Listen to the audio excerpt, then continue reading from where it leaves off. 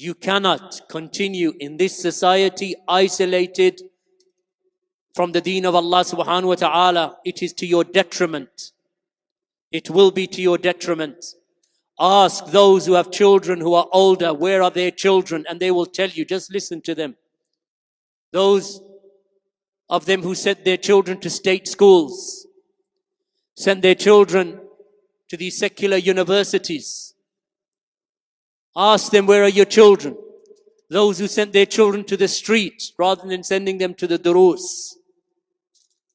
Where are their children? Ask them. Ask them. And you will realize the consequence of sidelining the religion and not establishing the deen of Allah subhanahu wa ta'ala in your homes, in your families.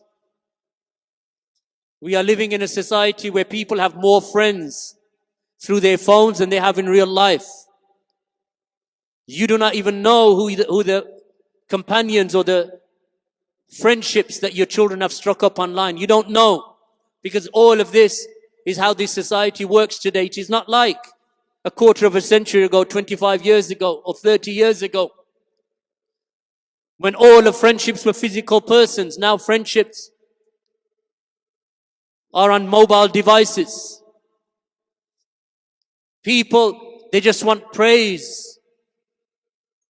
And that's why you see them putting their images, their own pictures online, because they want validation. They want validation from those around them. They want validation online. They want that thumbs up. They want that praise. And this is why suicide rate amongst youth and self-harming amongst youth has never been higher than it is today, since records began.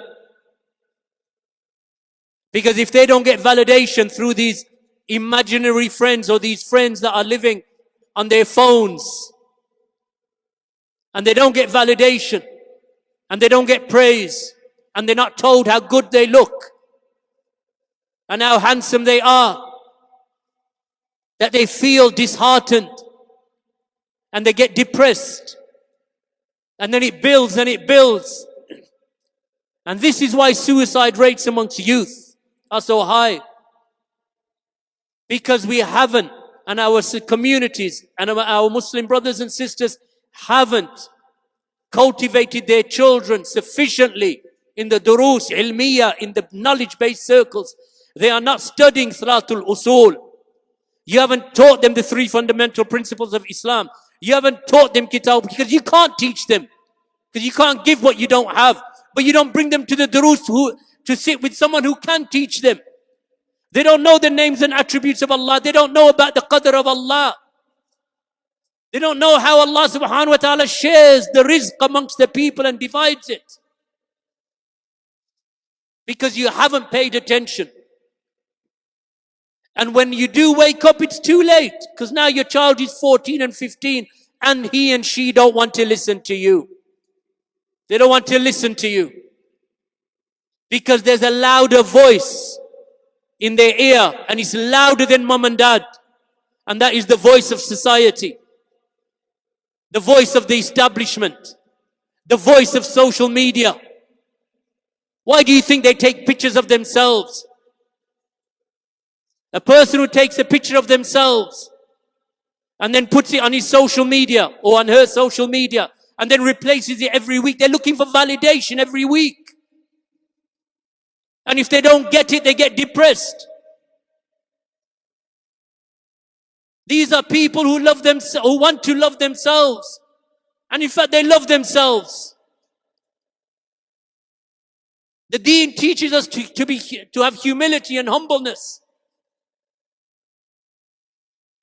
And we've been singing this same tune to you year in and year out. Yes, our durus are getting bigger. Yes, we do have 6, 7, maybe 800 who are sitting in durus. But compared to the population of Muslims that we have in this city and in the United Kingdom as a whole, it is a minuscule amount. It's not numbers that we seek, but we do want their salvation.